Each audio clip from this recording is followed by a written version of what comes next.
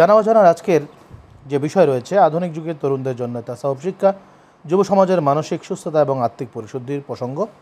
তো আজকে এই বিষয়ে আপনার কাছে জানতে চাইব যে আধুনিক তরুণ সমাজের মাঝে যে মানসিক উদ্বেগ, হতাশা, আত্মপরিচয় সংকট ইত্যাদি, এইগুলো তাসাউফ এর মাধ্যমে বা তাসাউফ চর্চার মাধ্যমে কিভাবে সমাধান করা যেতে পারে? এই তরুণদের জন্য এই ইসলামী তরিকত তাসাউফের বিধান খুবই জরুরি। কারণ এই শরীয়তের বাহ্যিক বিধান আমল করলে যদি আত্মশুদ্ধি না থাকে, মানুষ অপরাধে যুক্ত হয়ে যায়। আমাদের তরুণেরা নানানভাবে এই যে মাদকের চোবল এবং নানাভাবে অপসংস্কৃতির আগ্রাসন, এগুলোর মধ্যে লিপ্ত হয়ে যাচ্ছে, এগুলোর এই কবলে পড়ছে।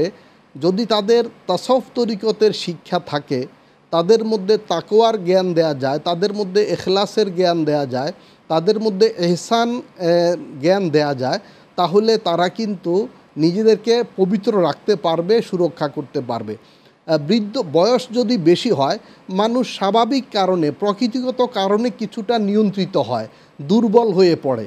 এবং শেখ সাদি রহমতুল্লাহ চমৎকার করে বলেছেন, দার জওয়ানি তওবা করদান শিওয়ায়ে পয়গম্বরিস্ত ওয়াক্ত পীরি গোরগে জালেম মিশাওয়াত পরহিজগার। যে যৌবনকালে তওবা ইস্তেগফার করা, তাকওয়া, তাজকিয়া, ইহসান, তরিকত অনুশীলন করা, এটাই হইল প্রকৃত মুমিনের কাজ, নবী রসুলদের কাজ। আর বার্ধক্য এলে এরকম বড় জামা টুপি মসজিদে যাইয়া বসে থাকা, এটা তো একটা বাঘ যে শিকার করে, পশুদের শিকার করে খায়, সেও কিন্তু বৃদ্ধ হইলে গুহার মধ্যে বসে থাকতে হয়, মানে আর গায়ে শক্তি নেই, চলার শক্তি সে হারিয়ে ফেলে। তাহলে এই যৌবনকালটাকে নবীজিও প্রশংসা করেছেন। নবীজি বলেছেন যে নুসির তুবির স্বভাব, যে যুবকদের মাধ্যমে আমি সাহায্য পেয়েছি। নবীজি হেল্পফুল ফুজুল করেছেন, এবং সে হেল্পফুল ফুজুল করা হয়েছিল সমাজ পরিবর্তনের জন্য, এবং হাজিদের, বিদেশি মুসাফিরদের নিরাপত্তা দেয়া, সাহায্য করা, এবং সমাজে পীড়িত নিপীড়িতদের সাহায্য করার জন্য। সুতরাং আমাদের যুব সমাজকে শরীয়তের এলেমের পাশাপাশি ইসলামের যে অন্তর্নিহিত সৌন্দর্য, বিনয়, ভদ্রতা, তাওয়াজু, যদি আমরা শিক্ষা দিতে পারি, তবে আমাদের সমাজ সুন্দর হবে। আমাদের তরুণরা সুন্দর হলেই সমাজ সুন্দর হবে, কারণ তরুণরাই কিন্তু আমাদের সমাজের ভবিষ্যৎ। এবং ইদানিংকালে দেখা যাচ্ছে যে আমাদের তরুণরা বর্তমানে প্রযুক্তি এবং ভোগবাদ, তারা যে কোনো কিছু নতুন আসলে সেটাকে পাওয়ার জন্য পাগল হয়ে যায়। কোনো নতুন প্রযুক্তি হোক, নতুন কোনো ব্যবস্থাপনা হোক, নতুন কোনো জায়গা হোক, কিংবা কোনো যাই কিছু হোক না কেন, তারা সেটাকে ভোগ করার জন্যে অস্থির হয়ে যায়। কিন্তু আমরা যতটুকু জানি যে নফসের যে তাড়না রয়েছে, সেই তাড়না থেকেই মানুষের কিন্তু যে চাওয়ার যে একটা উৎপত্তি, একটা ইচ্ছা বা ভোগ করার যে একটা ইচ্ছা মনের ভিতরে জাগে, যেটি হচ্ছে নফসের কাজ, সেই জিনিসটিকে দূর করার জন্য কি করে আমাদের সুফি সমাজের কি করণীয়, কি করা উচিত? তরুণদেরকে আমরা অনেক সময় দূরে রাখি, বা তরুণরা দূরে থাকে, এবং তরুণরা মনে করে যে আলেম ওলামাদের সাথে আমাদের কোনো সম্পর্ক নেই। আসলে নবী করিম সাল্লাল্লাহু আলাইহি ওয়াসাল্লাম শিশু বান্ধব, তরুণ বান্ধব কর্মসূচি দিয়েছেন। তিনি তরুণদের জন্য বিভিন্ন প্ল্যান প্রোগ্রাম করেছেন। আমরা তরুণদেরকে, তিনি গল্প বলতেন, নবীজি নিজে গল্প বলেছেন। তো আমরা তরুণদের জন্য এইভাবে গল্পের আসর করি। জালালউদ্দিন রুমি রহমতুল্লাহ মাসনবী শরীফে যে গল্পগুলো আছে, অথবা হাদিস শরীফে যে কাহিনীগুলো আছে, গল্পগুলো আছে, আপনি জানেন যে শামাইলে তিরমিজির মধ্যে যে হাদিসে উম্মে যারা বিখ্যাত হাদিস আছে, আকর্ষণীয় গল্প আছে। তো নবীজি নিজে গল্প করেছেন। তরুণরা যেভাবে উদ্বুদ্ধ হবে, আকৃষ্ট হবে, সেইভাবে তরুণদেরকে আকর্ষণ করতে হবে। আমরা মনে করি যে আমি সিনিয়র, মানে আমি কথা বলবো না, আমি চুপ করে থাকবো, একটা ভাব নিয়ে থাকবো। নবীজি কিন্তু ভাব নিয়ে থাকেন নাই।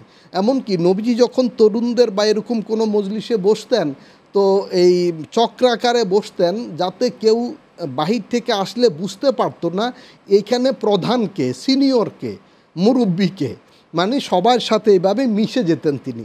তো আমাদের যারা আলেম ওলামা আছেন, সুফি দরবেশ বুজুর্গ আছেন, তাদের উচিত এই আমাদের যেই বিশেষ একটা ভাব রয়েছে, এই গণ্ডির বাইরে এসে তরুণদেরকে আপন করে নেয়া, তরুণরা যেভাবে পছন্দ করে, সে কোরআনে কারিমে শত শত গল্প আছে, রানী বিলকিসের গল্প, সুলাইমান ইসলামের গল্প, মুসা আলাইহিস সালামের কাহিনী, এরকম বহু ঘটনা, কাসাসুল কোরআন, যে কোরআনের কাহিনীগুলো, এগুলো আলাদা কিতাব আছে, বাংলা অনুবাদ বা এগুলোর বই আছে, এবং হাদিসের মধ্যে বহু ঘটনা আছে। এবং আমি বললাম মাসনবী শরীফ থেকে শুরু করে তাজকিরাতুল আউলিয়া কিতাবগুলোতে বিভিন্ন কাহিনী আছে। এগুলো যদি আমরা তরুণদের কাছে এইভাবে মজলিস করেও দেই এবং তরুণদেরকে গল্প বলার আসরে দেই, সাহিত্য চর্চা এটাও কিন্তু নবীজি করেছেন। নবীজি নিজে কবিতা রচনা করেছেন এবং নবীজির দরবারে কবিতা পেশ করতেন হজরত হাসান বিন সাবিত রাদিয়াল্লাহু তাআলা আনহু। তরুণদের আমরা সাহিত্য চর্চায়, কাব্য চর্চা উদ্বুদ্ধ করতে পারি, সমাজ সেবা, সমাজ উন্নয়নমূলক কাজ উদ্বুদ্ধ করতে পারি। পাশাপাশি যেমন আপনি বলছেন নতুন নতুন যে ডিভাইসগুলো আছে, এই বিভিন্ন রকমের সুবিধাগুলো, এগুলোর ইতিবাচক ব্যবহারটা আমরা দেখাতে পারি। আমরা দেখি মোবাইলে বিভিন্ন অ্যাপস আছে যেখানে নামাজ শেখা যায়, কোরআন শেখা যায়, দোয়া শেখা যায়, আরবি ভাষা শেখা যায়, অর্থসহ কোরআন শেখা যায় এবং নানা ইসলামী বিষয়গুলো।